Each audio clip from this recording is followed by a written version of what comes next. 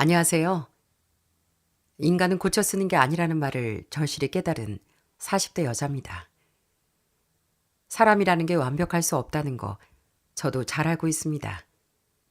더군다나 한때 사랑했던 사람이니 조금만 고치면 다시 좋은 관계가 될 줄 알았죠. 하지만 사람은 정말이지 변하질 않더라고요. 오늘은 그 사실을 너무 늦게 깨달아 큰 대가를 치러야 했던 제 이야기를 들려드리려고 합니다. 부디 제 이야기를 관심 있게 들어주시면 감사하겠습니다. 어리적 저희 아빠는 지역에 있는 회사나 가게들을 찾아다니며 화장실용 롤 화장지와 물티슈를 납품하는 회사를 하셨어요. 아빠는 항상 새벽부터 밤 늦게까지 여러 업체를 돌며 땀을 뻘뻘 흘리셨는데 전 항상 모든 일에 열심히 나빨 무척 존경했습니다.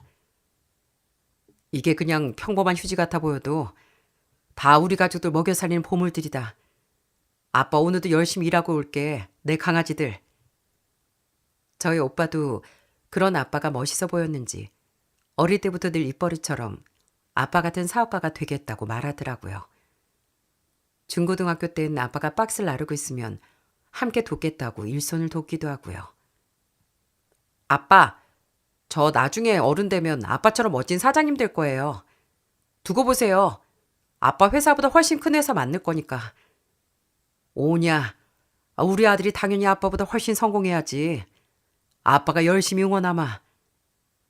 이렇게 언제나 존경스러운 부모님 밑에서 건강하게 자란 전 직장 생활을 열심히 하다 30대 초반 소개로 남편을 만나게 됐습니다.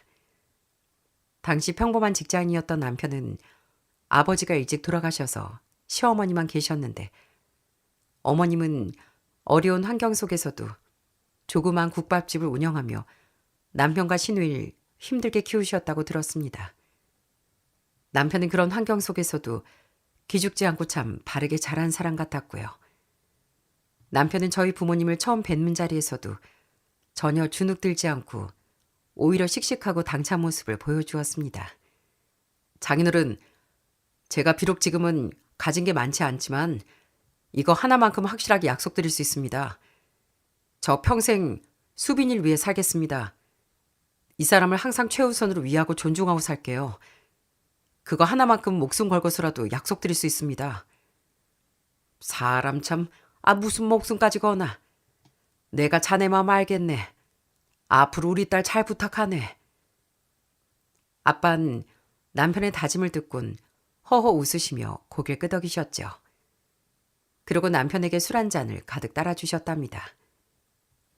우리 손서방이 요즘 젊은 친구도 같지 않게 목소리도 우렁차고 남자다워서 참 좋네. 사내가 자고로 배짱이 있어야 무슨 일이든 책임감 있게 해내지. 엄마도 그 옆에서 사윗감이 아주 시원시원하고 남자다운 것 같다며 몹시 마음에 들어 하시더라고요. 그렇게 저희는 양가 축복 속에 결혼을 했고 정말 감사하게도 신혼여행지에서 아이가 생겨 곧바로 건강한 아이도 낳았습니다. 남편과 저 둘 다 평범한 직장인인지라 늘 허리띠를 졸라매고 전세금에 쩔쩔 매기도 했지만 그래도 알뜰살뜰 열심히 살았습니다.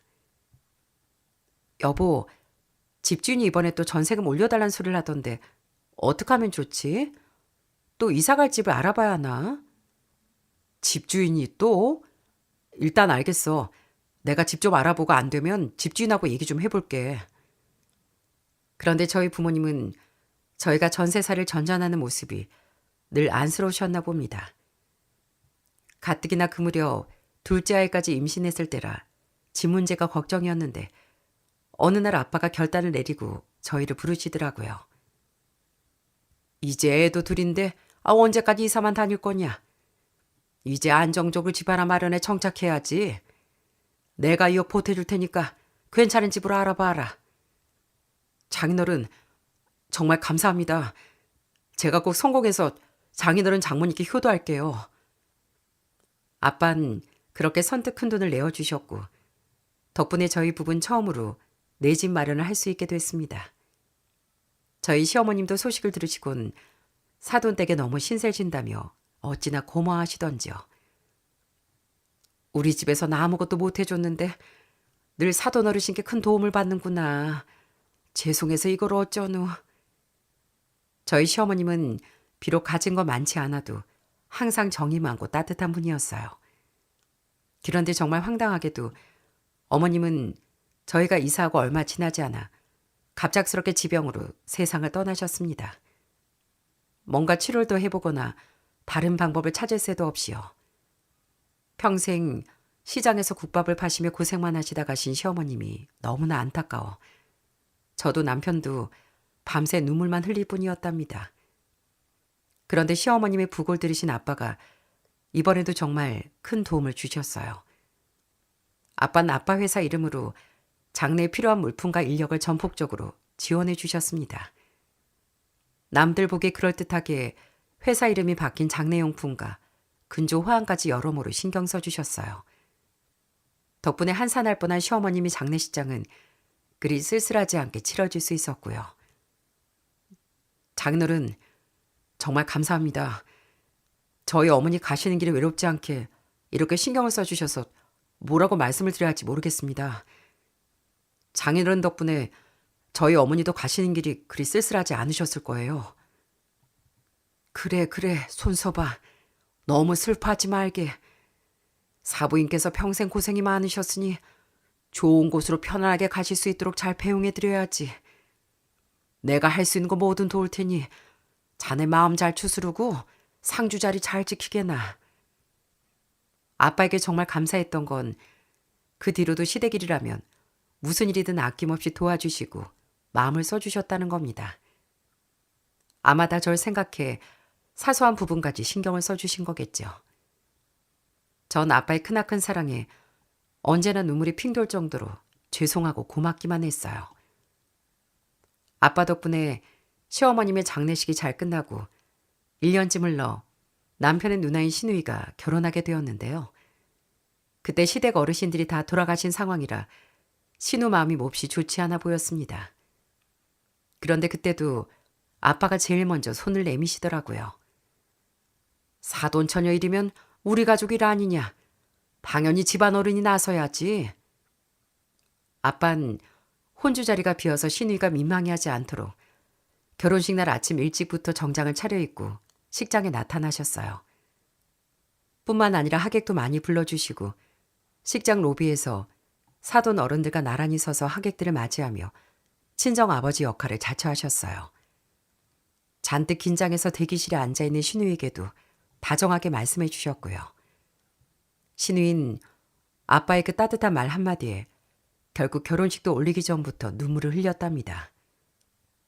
사돈어른 정말 감사합니다. 안 그래도 부모님이 안 계셔서 마음이 조금 그랬는데 이렇게 아침부터 오셔서 챙겨주시고 하객분들까지 신경 써주셔서 정말 든든해요. 정말 저희 친아버지 같으세요. 올케도 정말 고마워. 그렇게 신우인 저희 아빠 손을 잡고 수줍지만 행복하게 결혼식을 치를 수 있었고 전 또 한 번 아빠에게 큰 도움을 받았습니다.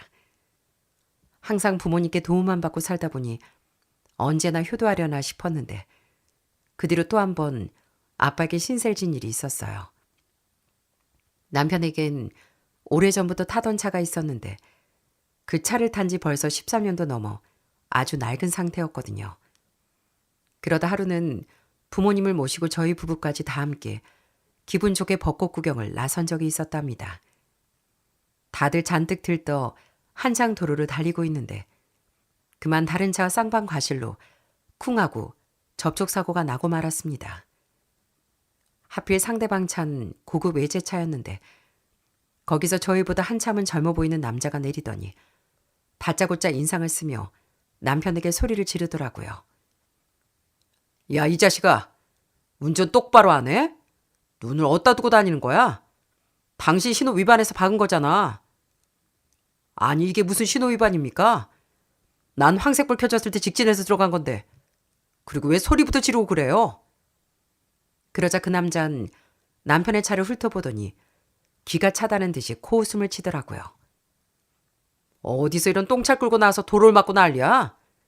돈도 없어서 이런 똥차 끌고 다니는 주제에 가족들끼리 단체로 태우고 황천길이라도 가고 싶어? 그때 그 모습을 잠시 지켜보시던 아빠가 더는 참지 못하고 차 밖으로 나오셨어요. 아빤 남편의 앞을 딱 가로막고 서서 그 젊은 남자에게 호통을 치셨죠. 이봐 당신, 지금 어디다 그딴 말 하는 거야? 좋은 차를 끌고 다니면 뭐해? 인성이 아주 바닥인데. 젊은 양반이 보아하니 겨우 할부로 땡겨서 수입차 하나 탄 것 같은데 가 푸어주지 어디서 큰 소리야. 아빠의 호통에 젊은 남자는 당황해 어버버하며 입을 다물지 못했습니다. 적어도 우리 사이는 너같이 머리에 뭐 안 차서 허세나 부리고 살지 않어. 근데 어디서 감히 똥차 고물차에 가면서 사람을 무시해. 그러자 상대방 남자 완전히 당황해 얼굴이 홍당무가 됐고 결국 보험사 직원들이 올 때까지 아무 말도 못하고 씩씩거리기만 했어요. 다행히 사고 처리는 잘 끝났지만 아빤 그날 사이가 똥차 소리를 들으며 무시당한 게 내심 마음에 걸리신 모양입니다. 마침 그 다음 달이 저희 남편 생일이기도 했고요. 아빤 그날 사고가 나고 오래 지나지 않아 남편에게 어디 좀 가자고 앞장서셨습니다. 자네 얼마 뒤 생일이지? 나랑 같이 어디 좀 가세. 네? 아버님 갑자기 어딜 가시는 건데요? 그때 아빤 장난기 가득한 얼굴로 웃으셨어요. 놀라지 말게. 자네 차 새로 계약하러 가자고. 내가 우리 사이 생일 선물로 차 한 대 뽑아줄 테니까. 아빤 남편을 데리고 H사 자동차 매장으로 곧장 들어갔습니다. 그리고 넓은 매장에 전시된 차들을 가리키며 말씀하셨어요. 여기 있는 차 중에 자네 마음에 드는 걸로 골라보게. 가격은 신경 쓰지 말고. 아버님, 제가 감히 이런 큰 선물을 받아도 될지 모르겠습니다. 그때 옆에 있던 매장 직원도 부러운 눈빛으로 한마디를 거들었어요. 아이고, 장인어른이 참 통이 크고 좋으시네요. 사위분을 무척 아끼시나 봅니다. 두부 모습 정말 보기 좋습니다. 남편은 한참이나 괜찮다고 사양했지만 아빠의 고집은 안 강했고 결국 정말 감사한 마음으로 마음에 드는 차를 골랐다고 합니다. 남편도 양심이 있으니 가격이 적당한 국산 중형차로요. 아빠는 그 자리에서 바로 시원하게 차를 결제해 주었고 남편은 잊지 못할 생일 선물을 받게 됐습니다. 이후 저도 그렇고 남편도 그렇고 아빠 말씀이면 뭐든 잘 따르고 작은 것 하나라도 챙겨드리려고 했어요. 하지만 언제나 아빠의 바다 같은 사랑엔 턱없이 부족하다는 걸 알고 있었죠. 그렇게 결혼 생활을 한 지 8년 정도 지났을 때였을까요? 남편은 어느 순간부터 퇴근하고 집에 오면 소파에 앉아 고개를 푹 숙이고 있거나 한숨 쉬는 일이 부쩍 늘어났습니다. 평소보다 우울해하고 말수도 눈에 띄게 준 것 같았어요. 제가 정성스럽게 밥을 차려줘도 깨작거리기만 하길래 걱정이 되어 조심스럽게 이유를 물어봤습니다. 여보, 요즘 무슨 일 있어? 회사에서 뭐 힘든 일 있는 거야? 왜 이렇게 기운이 없어? 사실 새로운 부장 때문에 죽겠어. 날 못 잡아먹어 안달이라니까. 내가 앞에 서기만 해도 싫은가 봐. 이야기를 들어보니 그 부장이란 사람은 상사의 권력을 이용해 남편을 집요하게 괴롭히고 있던 모양입니다. 남편이 열심히 작성해서 올린 기획안을 제대로 읽어보지도 않고 다른 직원들이 다 보는 앞에서 면박을 주기도 하고요. 이봐, 머리 장식으로 달고 다녀? 이딸 결과물을 보고서라도 들고 오는 거야? 이래서 학벌 없고 근본 없는 것들은 안 된다니까. 심지어 남편의 개인사까지 들먹이며 모욕적인 언사를 서슴지 않았고요. 언젠간 주말에 가족들과 시간을 보내고 있는데 부장에게 갑자기 연락이 와 본인의 사적인 심부름을 시키기도 했어요. 난데? 지금 내가 개인적으로 손님들 대접해야 하는데 마땅한 선물이 안 떠오르네. 자네가 지금 백화점 가서 괜찮은 걸로 몇 개 사서 우리 집 앞으로 가져와. 남편이 주말이라 곤란하다고 정중히 거절하자 부장은 대놓고 인사 불이익을 주겠다고 협박을 일삼았습니다. 부장이란 놈은 잠도 없는지 밤이나 새벽이나 가리지 않고 남편을 아주 들들 볶아댔어요.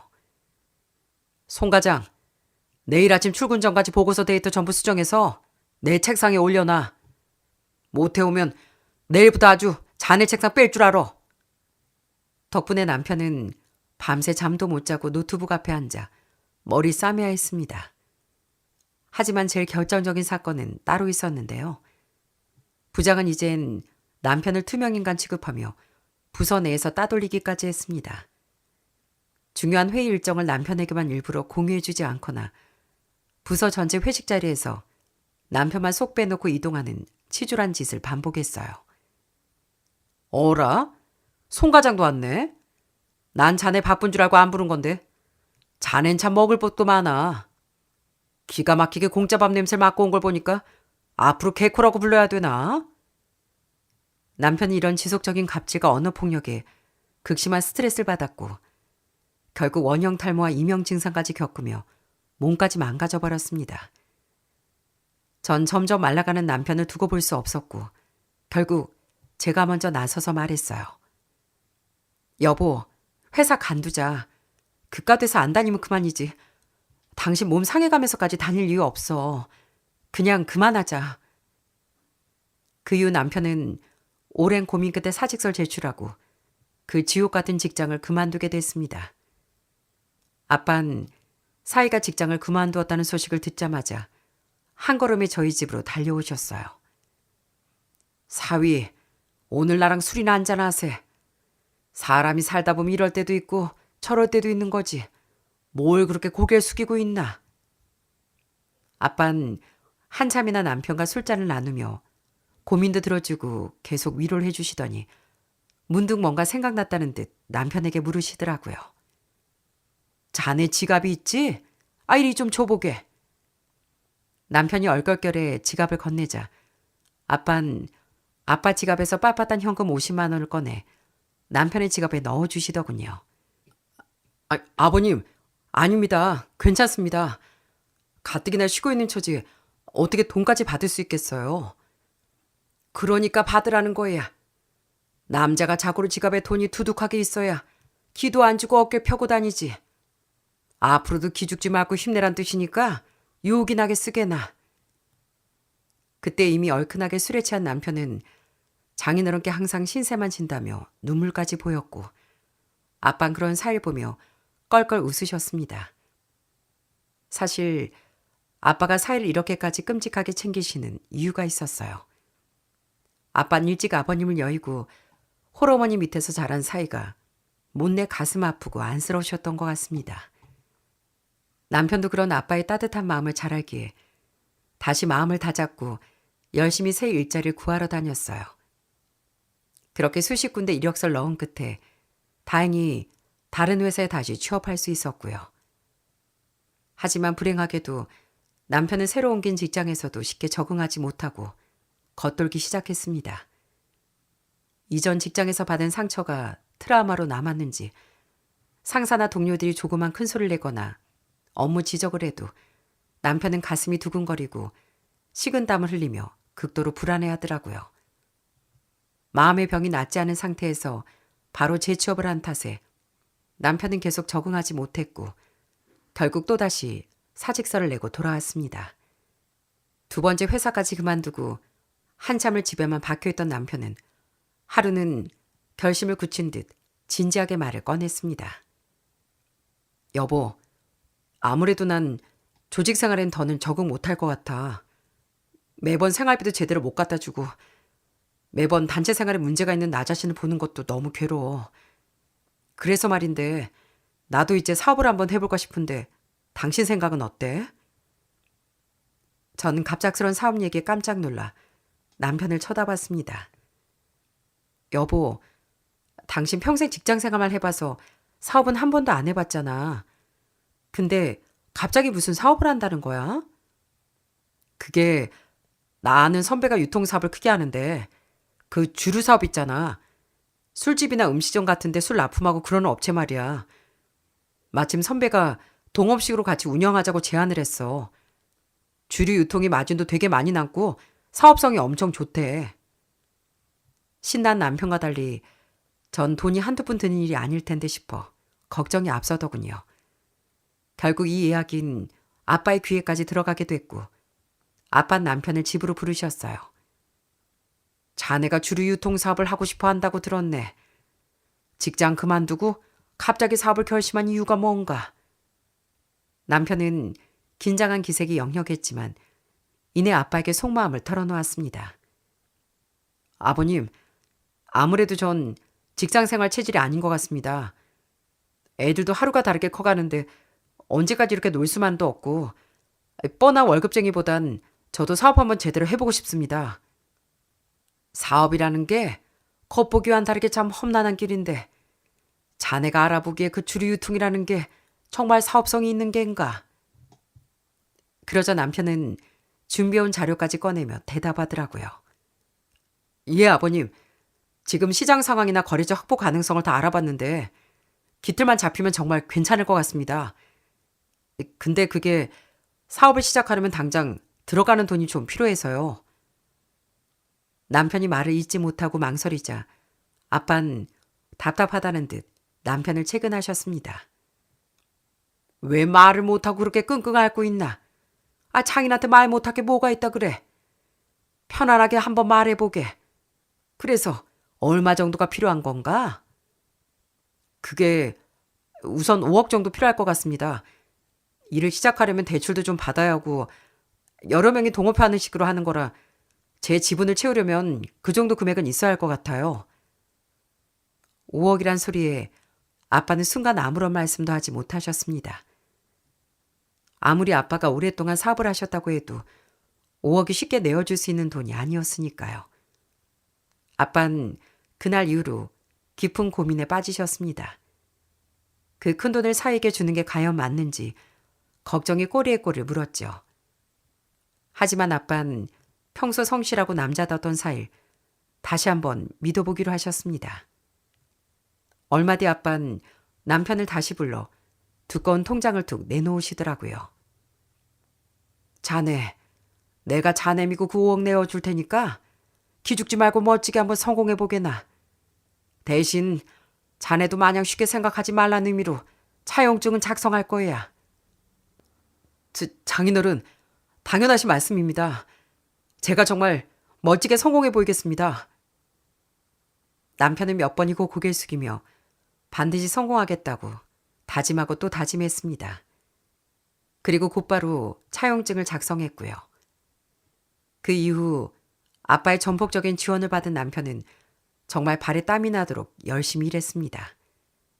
대형 술집이나 큰 거래처들을 뚫기 위해 밤낮 가리지 않고 적극적으로 영업 활동을 하러 다녔고 열심히 뛰어다닌 덕분인지 사업은 초반부터 기대 이상으로 자리를 잡아가기 시작했습니다. 사업이 점점 승승장구하자 남편이 집에 갖다주는 생활비부터 달라졌어요. 처음엔 매달 500만 원씩 꼬박꼬박 생활비를 가져다 주더니 어떤 달엔 장사가 유독 잘 되었다며 600만 원을 주기도 했습니다. 여보, 이제 우리도 숨 좀 쉬고 살자. 앞으로 내가 더 많이 벌어다 줄게. 남편은 저뿐 아니라 큰 돈을 빌려주신 저희 아빠에게도 고마움을 잊지 않고 열심히 빚을 갚아나갔어요. 그렇게 한 3년 정도를 정말 성실하게 사업에만 매달리더니 아빠한테 빌린 5억 중에 무려 2억이라는 큰 돈을 갚을 수 있었답니다.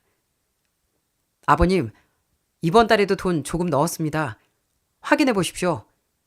제가 이자도 못 드리는데 용돈이라고 생각해 주시고요. 아빠는 사이가 기특하면서도 한편으론 무리하는 게 아닌가 싶어 걱정스러운 목소리로 말씀하셨어요. 자네, 뭘 이렇게 무리를 하나? 돈 갚는 거야 천천히 해도 되니까 괜히 몸 상해가면서 일하지 말게. 그래도 자네가 이렇게 열심히 하는 것 같아 참 보기 좋아. 아빠의 칭찬에 남편의 세상을 다 얻은 것처럼 뿌듯해했고 정말이지 이젠 행복한 일만 가득할 것 같았습니다. 그런데 남편 사업이 안정궤도 오르고 돈이 불어나는 게 눈에 보이자 상황이 이상하게 돌아가기 시작했어요.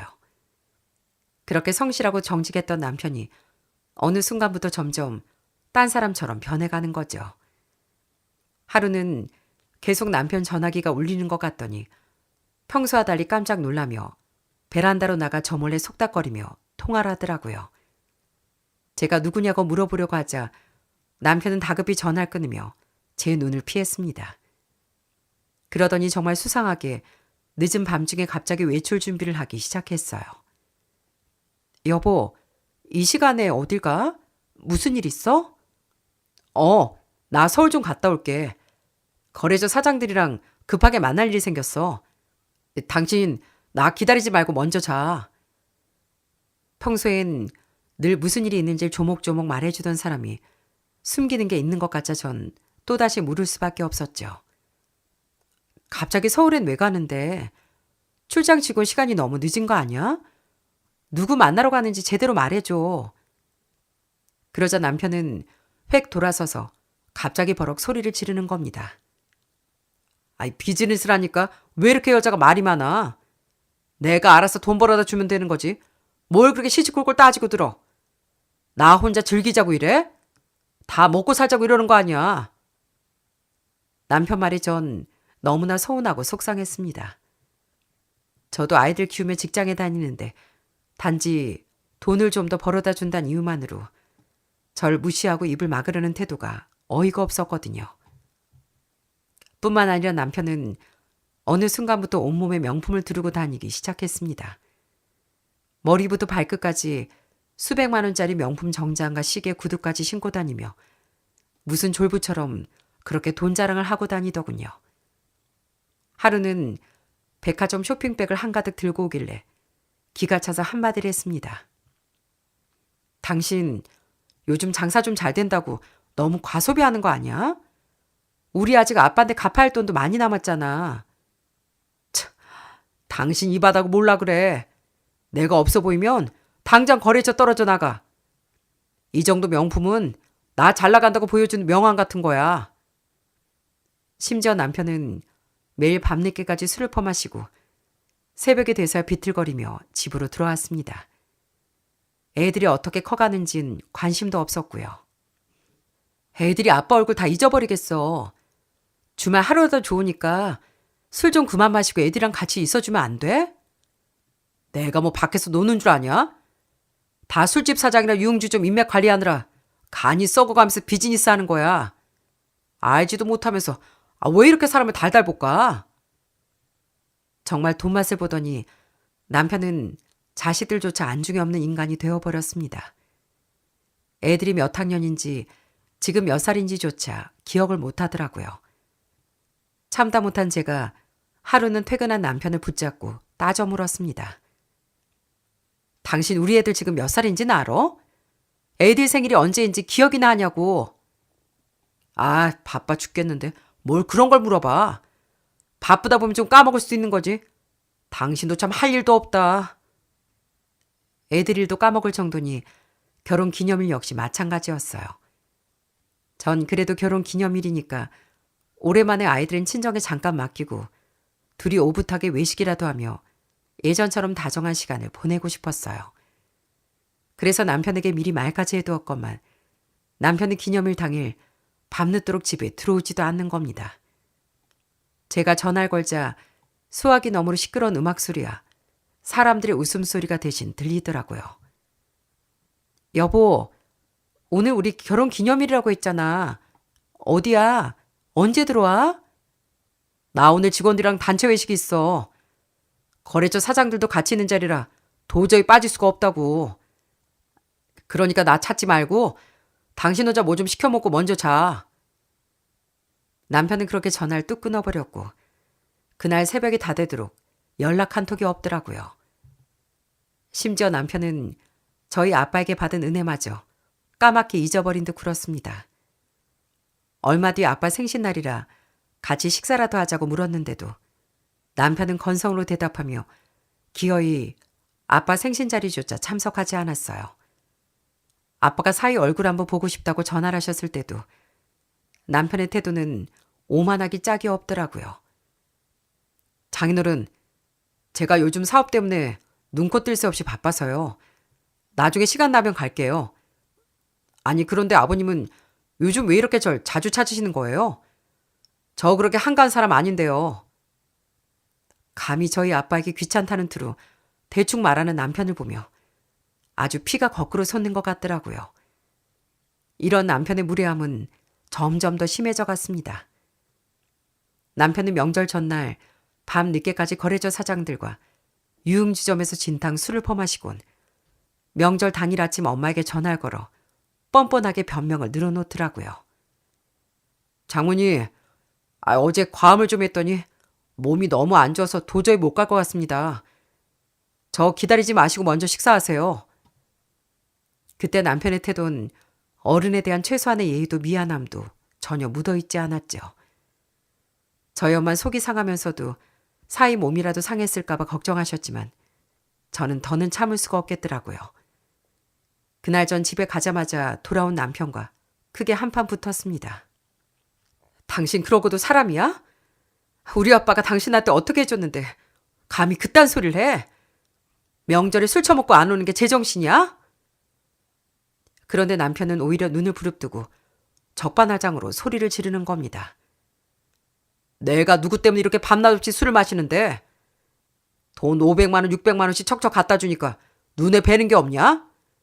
그리고 내가 장인어른 돈 안 갚았어? 벌써 2억이나 갚았잖아. 내가 무슨 돈 벌어주는 기계야? 남편은 그렇게 혼자 펄쩍펄쩍 뛰더니 다시 나가버렸고 새벽이 다 돼서 기어 들어왔더라고요. 그때 남편의 정장에서 코를 찌르는 진한 여자 향수 냄새가 났습니다. 당신 진짜 뭐야? 이 여자 향수 냄새 뭐고? 당신 밖에서 무슨 짓을 하고 다니는 거야? 또 난리다. 업체 사장들이 나한테 술을 얼마나 많이 사주는데 나도 그 사람들한테 접대를 해야 될 거 아니야. 그러다 보면 어쩔 수 없이 여자들도 있고 하는 거지. 원래 이 바닥이 다 그런 거야. 이렇게 숨막히는 갈등 속에서 시간은 야속하게 흘러갔습니다. 남편의 오만함이 하늘을 찌른 지 얼마나 지났을까요? 그 무렵 정말이지 있어서는 안 될 일이 일어나고 말았습니다. 저희 아빠는 평소에 몸 관리도 되게 잘하고 운동도 열심히 하셨기에 제가 건강 문제로 걱정할 게 하나도 없었거든요. 술, 담배도 거의 안 하셨고요. 아빠가 유일하게 술을 드시는 게 바로 저희 남편과 함께할 때뿐이었답니다. 난 우리 사이랑 술 먹을 때가 가장 재밌고 행복해. 아빠는 사이가 오면 기분을 맞춰주려고 무리해서 술을 드시곤 하셨어요. 그 정도로 사이를 끔찍이 아꼈던 아빠였는데 돈을 좀 벌기 시작하더니 변해버린 사위의 태도에 아빠는 내색은 안 하셔도 속으로 상처를 많이 받고 무척 서운해하셨어요. 그런데 그 와중에 갑자기 저희 엄마가 울면서 전화를 주신 겁니다. 수빈아, 큰일 났다. 큰일 났어. 전 심장이 덜컥 내려앉아 잠결에 벌떡 일어났습니다. 엄마, 왜 그래요? 무슨 일인데요? 이걸 어쩌면 좋니? 너희 아빠가 안 일어난다. 계속 흔들어 깨워도 눈을 안 떠. 지금 119 불러서 병원 가고 있는데 네 오빠도 지금 병원으로 바로 온다고 한다. 수빈아, 이걸 어떡하니? 저는 손을 덜덜 떨며 병원 응급실로 미친 듯이 달려갔습니다. 가끔 뉴스에서나 밤새 주무시다가 돌연사로 갑자기 세상을 떠났다는 기사를 봤지. 그게 저희 아빠 일이 될 줄은 꿈에도 몰랐습니다. 평소 건강에 아무런 이상이 없던 사람도 갑자기 심장마비나 부정맥, 심근경색 같은 이유로 취침 중에 급사하는 경우가 많다고 하더라고요. 정말 불행하게도 어제까지도 멀쩡히 웃으며 일하시던 아빠가 아무런 전조 증상도 없이 자는 동안 그대로 의식도 없는 상태로 허망하게 세상을 떠나신 겁니다. 저희 가족들이 갑작스런 이별에 정신을 못 차리는 사이 급하게 차려진 장례식장 역시 온통 눈물바다였네요. 아빠가 평소에 워낙 인맥이 좋으신 덕에 수많은 조문객들이 빠르게 찾아오셨어요. 심지어 아빠가 평소에 어려운 이웃들을 위해 후원도 많이 하시고 지역사회 베푼 공로가 커서 시청에서도 근조환을 보내줄 정도로 빈소가 북적였습니다. 조문객들은 하나같이 아빠의 영정사진을 보며 눈물을 훔치며 저희 가족들을 위로해 주셨어요. 사장님은 정말 이 지역에서 보기 드문 좋은 분이었습니다. 저희가 어려울 때 남몰래 후원도 많이 해주시고 늘 따뜻하게 챙겨주셨는데 이렇게 갑자기 가시다니 믿기지가 않습니다. 주변의 많은 분들이 아빠의 죽음을 진심으로 안타까워하고 슬퍼해 주셨어요. 지금 생각해도 정말 감사드릴 분들이 많은데 그때 워낙 큰 충격을 받은지라 제대로 인사도 못 드린 것 같네요. 그렇게 무슨 정신인지 모르게 아빠를 보내고 친정에 돌아와 아빠 물건을 정리하는데 너무 힘이 들고 계속 눈물이 멈추질 않는 겁니다. 살아생전 아빠에게 더 잘해주지 못한 후회와 죄송함에 가슴이 찢어지는 것 같았어요. 그러다 문득 아빠가 평소에 들고 다니시던 낡은 가죽 지갑을 열어봤다가 전 그 자리에서 엉엉 소리내 울고 말았습니다. 지갑 안쪽 가장 잘 보이는 곳에 저와 남편이 결혼할 때 아빠 함께 웃으며 찍은 가족 사진이 꽂혀 있었기 때문이었어요. 아버진 마지막 순간까지도 그 얄미운 사이를 자식처럼 이뻐하셨고 항상 지갑 속에 사위의 얼굴을 품고 다니며 그리워하고 계셨던 겁니다. 그런데 그 사위란 놈은 어떻게 행동했는지 아시나요? 그 인간은 장례식을 치르는 3일 내내 눈물 한 방울 흘리지 않았습니다. 상주 자리에 앉아 슬퍼하긴커녕 스마트폰으로 자기 사업 매출이나 확인하거나 조문객들이 내고 간 봉투를 계산하느라 바쁘더라고요. 이번에 장인어른 장례식장에 내 지인들이랑 거래처 사장들 엄청 많이 온 거 봤지? 아마 내 인맥들 때문에 조의금 많이 들어왔을 거야. 그거 다 정산하면 장모님도 꽤 좋으실걸?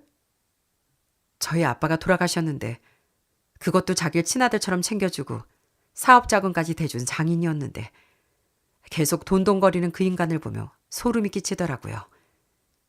어떻게 인간의 탈을 쓰고 저딴 말을 뱉을 수가 있는지 분노가 치밀어 올랐죠. 그렇게 아빠를 허망하게 보내고 지옥 같은 일주일 정도의 시간이 흘러갔습니다. 그때가 남편이 주류 사업을 시작한 지 딱 5년째 되던 해였는데 남편은 퇴근하자마자 거실 테이블 위에 흰 봉투 하나를 툭 던지더라고요. 그게 뭔가 싶어 열어보니 세상에 그 안엔 이혼 서류가 들어있더라고요. 이게 뭐야? 지금 이혼이라도 하자는 거야? 그것도 당신이 먼저? 맞아. 이혼 서류야. 당신도 나랑 살기 싫어했잖아. 그러니까 우리 이제 갈라서자고. 남편 입에서 이혼이란 말이 너무 쉽게 나오자 기가 막히더군요. 뭐 이혼? 이혼을 해도 내가 너한테 요구해야지. 어디서 너 딸과 나한테 이혼서를 내밀어? 네가 나한테 이럴 자격이 있어? 그러자 남편은 헛웃음을 지으며 제 말을 끊었습니다. 당신도 나랑 사기 싫어하는 거 뻔한데 우리 이제 깔끔하게 쪽내자고. 나도 솔직히 말해서 집구석 들어오기 싫어했던 거 당신도 알잖아. 나도 이제 돈 있겠다. 편하게 사람들 만나면 마음껏 술도 먹고 여자 끼고 놀러 다니고 골프 치러 다니는 게 훨씬 좋더라고. 더는 당신한테 구속받으면 살기 싫어. 저는 남편의 뻔뻔한 태도에 기가 차 숨이 막힐 것 같았습니다. 그러자 남편은 쐐기를 박듯 가장 잔인한 본심을 털어놓았어요. 그리고 가장 중요한 게 뭔지 알아? 이젠 장인어른이라는 물주가 없잖아. 아니 솔직히 뭐 하나라도 비벼볼 장인이 없는데 내가 당신하고 부부로 살 필요가 뭐가 있어? 나 지금껏 솔직히 말해서 당신 때문에 살았던 거 아니야. 장인어른 때문에 꾹 버티고 살았던 거라고. 뭐라고? 그러니까 우리 아빠가 지금까지 너한테 그냥 돈 대주는 물쥐였다는 거야? 전 분노를 주체하지 못하고 테이블 위에 있던 이혼서를 집어들어 남편 얼굴에 던져버렸습니다. 사방으로 흩어지는 서류를 보며 남편이 실실 웃으며 옷을 챙겨 입더라고요. 나 쳤어? 잘했어. 이걸로 쪽내자. 방금 나 너한테 맞았다. 이걸 우리 완전히 끝난 거야. 남편은 볼장 다 봤다는 듯 웃으며 집을 나가버렸어요. 어떻게 사람이 돈 때문에 저렇게 망가질 수 있는지, 대체 인간이 어디까지 추악해질 수 있는지 정말 무섭고 소름이 끼치더군요. 하지만 남편 놈이 하나 간과하고 있는 사실이 있었답니다. 돈에 눈이 멀어 세상 무서운 줄 모르는 그 인간이 놓친 게 있던 거죠. 그때까지 남편은 아빠에게 나머지 2억 원의 빚이 남은 상태였답니다. 그 무렵 남편 통장에 돈이 넉넉하게 있는 걸 뻔히 아는데도 남편은 회사가 갑자기 어려워졌다는 핑계를 대며 남은 돈을 주지 않고 미루고 있었거든요. 하지만 남편의 폰뱅킹 비밀번호를 제가 알고 있다는 것이 그 인간의 가장 큰 실수였죠. 요즘 스마트폰 어플로 누구나 마음대로 돈을 이체할 수 있는 세상이라는 건 다들 잘 아실 겁니다. 남편은 귀찮다며 모든 은행 어플과 통장 비밀번호를 똑같은 것으로 사용하고 있었는데요. 얼마 뒤 남편이 또 술에 취해 여기가 어딘지도 모르고 기어들어와 잠에 빠졌길래 전 숨을 죽이고 몰래 다가가 남편의 전화기를 집어들었습니다. 그리고 남편의 손가락을 가져다 대 잠금을 풀고 곧장 은행 어플로 들어갔어요. 역시나 어플을 실행할 때 누르는 비밀번호는 늘 쓰던 525400이었고 통장 이체 비밀번호 4자리 역시 예상대로 5254였습니다. 비밀번호를 누르고 화면이 넘어가자 남편의 통장 잔고에 3억 2천만 원이 선명하게 찍혀 있더군요. 전 한 채 망설임도 없이 그 자리에서 엄마의 통장으로 2억 5천만 원을 한 번에 송금해버렸어요. 남편이 처음 아빠에게 돈을 빌릴 때 차용증에 약속했던 이자까지 받아 했기에 2억 5천만 원을 아주 깔끔하게 이체해버린 거죠. 그리고 다음 날 제 예상대로 아주 난리가 났습니다. 일어나자마자 전화기를 확인한 남편은 잔고를 보자마자 얼굴이 하얗게 질려 저에게 소리를 치더라고요. 아니, 이게 뭐야? 내 돈 어디 갔어? 당신 뭐야? 당신이 장모님 통장으로 이체했어? 뭐긴 뭐야? 우리 아빠 돌아가셨으니까 네가 빌린 돈 상환해야 할 거 아니야? 뭐라고? 장인어른 돌아가셨는데 내가 그 돈 왜 갚아? 게다가 이걸 왜 네 마음대로 보내? 남편은 악을 쓰며 달려들었지만 전 미리 준비해둔 차용증을 남편 앞에 툭 던졌습니다. 돈을 왜 갚긴? 채권자가 사망하면 그 권리는 배우자나 유족한테 승계되는 거야. 네가 이혼장 내밀고 돈까지 떼먹으려고 잔머리 굴린 거 내가 모를 줄 알았니? 차용증 똑바로 봐봐. 네가 분명히 5억 빌리면서 이자까지 확실하게 쳐서 준다고 네 손으로 사인했지? 난 아빠 돌아가시자마자 그걸 실행에 옮겼을 뿐이야. 네가 곱게 돈을 돌려주지 않을 것 같아 내가 직접 받아간 것뿐이라고. 야, 빨리 내놔. 빨리 장모님한테 전화해서 돌려달라고 하란 말이야. 전화해도 소용없어. 내가 이미 엄마한테 네 전화 절대 받지 말라고 얘기해뒀거든. 남편은 씩씩거리며 물건이라도 집어던질도 그렇지만 전 하나도 겁먹지 않고 제가 사인한 이혼서를 꺼냈습니다. 그리고 네가 먼저 나한테 이혼장 내밀었지? 나도 도장 찍었으니까 이혼해. 나도 너 같은 놈이랑 더는 꼴도 보기 싫으니까 쪽내자고. 저는 더러운 걸 밟았다고 생각하기로 마음먹고 그 길로 아이들을 데리고 집을 나와버렸습니다. 남편은 억울하고 분한지 그 뒤 한참 동안 저와 친정 식구들에게 연락을 시도했지만 다 차단을 당했습니다. 그렇게 남편에게 통쾌하게 복수했지만 역시나 마음에 걸리는 게 있더라고요. 그건 바로 저희 아이들이었어요. 엄마, 아빠 왜 안 와? 우리 이제 아빠 없어? 아직 아빠의 부재를 이해하지 못할 아이들에게 아무런 말도 해줄 수가 없어 마음이 갈기갈기 찢어지듯 아팠습니다. 하지만 아이들 앞에선 눈물을 꾹 참으며 그저 힘껏 안아줄 수밖에 없었죠. 전 아이들을 지키기 위해서라도 이 모든 사실을 엄마 오빠에게 전부 털어놨습니다. 소식을 들은 오빠는 당장이라도 남편을 찾아가 한 대 칠 기세로 소리쳤어요. 그놈이 감히 우리 아빠 은혜를 원수로 갚어? 아빠가 지를 어떻게 키워주고 사업자금까지 대줬는데 인간탈을 쓰고 그럴 수가 있어? 내가 그 자식 가만 안 둬. 오빤 남편 사무실까지 찾아가 차용증의 남은 금액과 이자 관계를 명확히 따지며 남편의 숨통을 조였습니다. 오빠가 강경하게 법적 대응까지 하겠다고 하자 돈을 빼앗기고 사면초가에 몰린 남편도 결국 더는 버티지 못하고 합의 이혼을 진행하자고 서류를 보내왔더라고요. 그러면서도 어찌나 화를 내던지요. 너 진짜 독하다. 내가 너희 가족 감시 때문에 숨이 막혀 못 살겠어. 도둑질을 한 주제에 뻔뻔하게. 너나 뻔뻔하게 굴지 마. 그 돈 가져간 거 법적으로 아무 문제 없는 정당한 채무 상환이야. 억울하면 진작 은행 비밀번호 바꾸지 그랬냐? 그리고 똑바로 들어. 나 앞으로 매일 밤 너 망하라고 빌 거니까 앞으로 인생 똑바로 살아. 그리고 어디 가서 죄 짓고 살지 마. 너같이 은혜도 모르는 놈은 반드시 벌받게 되어 있거든. 그렇게 저희는 완전히 갈라섰고 전 친정엄마를 저희 집으로 모셔와 함께 살기 시작했습니다. 이혼 후 남편은 꼴에 애들 아빠랍시고 매달 양육비만큼은 군말 없이 보내왔지만 전 아이들에게도 아빠의 소식을 일절 전하지 않으며 완전히 남남으로 살았습니다. 그렇게 남편과 갈라서고 정확히 1년 7개월이라는 시간이 흘렀어요. 평화로운 주말 오후 모르는 번호로 전화가 걸려왔더라고요. 전화를 받자마자 전화기 너머로 펑펑 우는 남편의 목소리가 들렸습니다. 여보, 큰일 났어. 여보, 나 어떡해. 나 진짜 어떡하냐. 누구세요? 재수없게 갑자기 전화해서 여보 타령이야. 아이, 끊어. 여보 제발 끊지 마. 나 진짜 큰일 나서 그래. 제발 나 좀 살려줘. 그렇게 남편이 전한 소식은 정말 기가 막히는 거였습니다. 나 이제 구속되게 생겼어. 감옥 가게 생겼다고. 그래서 마지막으로 우리 애들 목소리가 너무 듣고 싶어서 전화했어. 내가 그때 당신한테 미쳤었나 봐.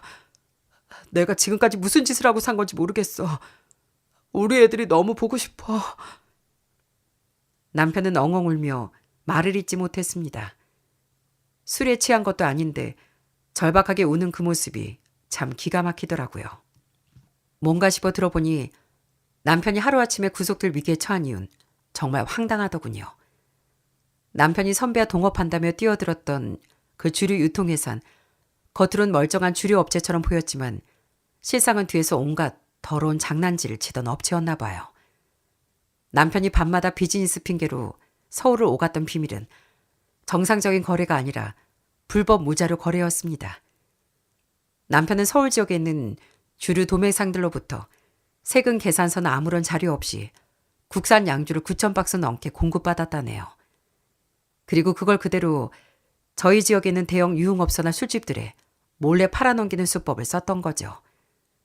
정식으로 세금 신고도 하지 않고 무자료로 양주를 유흥업소에 유통하며 부가가치세 등 국가에 내야 할 세금을 무려 9천만 원 넘게 탈루한 혐의를 받게 된 거였죠. 결국 꼬리가 길면 밟힌다고 검찰에서 대대적인 주류 유통비리 조사가 들어가면서 남편의 범죄 행각이 낱낱이 드러났고 그렇게 구속영장까지 청구됐습니다. 그동안 절 무시하고 떵떵거렸던 그 모든 재력이 정당하게 땀 흘려 번 돈이 아니라 세금을 가로채고 법을 어기며 쌓아올린 불법적인 돈이었던 셈이죠. 남편은 회사의 모든 불법적인 행위에 연루되어 있었고 결국 모든 책임을 지고 독박을 쓰곤 구속까지 되고 말았답니다. 남편은 유치장에 갇혀 재판을 기다리는 동안 변호사를 통해 제게 전화를 걸어 오열하며 자책하더라고요. 여보, 내가 진짜 돈에 눈이 멀어서 미쳤었나 봐. 내 인생 완전히 망했어. 장인어른이 살아생전 그렇게 똑바로 살라고 하셨는데 내가 장인어른 말씀도 무시하고 당신 말도 안 듣고 죄를 지어서 벌을 받나 봐. 제발 한 번만 살려줘. 돈의 노예가 되어 아빠의 은혜도 모른 채 날뛰던 인간의 비참한 말로였네요. 남편은 법원으로부터 세금 포탈 혐의로 징역 2년의 실형을 선고받았고 그 짓으로 벌어들인 돈보다 훨씬 더 어마어마한 추징금과 벌금 폭탄을 맞게 되었다네요. 그 뒤로 2년이라는 시간이 흐른 뒤 남편은 출소했지만 이미 빈털털이었고 심지어 신용불량자 신세가 되어 있었습니다. 번듯한 직장이나 사업은 꿈도 꿀 수 없게 된 남편은 현재 하루하루 막노동을 전전하며 겨우 입에 풀칠을 하고 지내고 있고요. 이혼할 때 면접 교섭권을 지정해 두었기에 완전히 연락을 끊을 수는 없었지만 전 아이들을 위해서라도 남편의 전화를 받고 있습니다. 그러면 남편은 술에 취해 후에 섞인 장문의 문자나 음성 메시지를 남기더라고요. 여보, 내가 왜 그랬을까? 돈 몇 푼 벌었다고 소중한 가족을 버린 내가 정말 천벌 받은 거야. 요즘 몸이 부서지기 힘든 일 할 때마다 날 사이라고 그렇게 아껴주시고 모든 걸 내어주셨던 장인어른이 너무너무 보고 싶어. 내가 장인어른한테 너무 큰 죄를 졌어. 정말 미안해. 남편은 뒤늦게 가슴을 치며 후회하고 있지만 이미 버스는 떠난 뒤였고 돌이킬 수 있는 건 아무것도 없었답니다.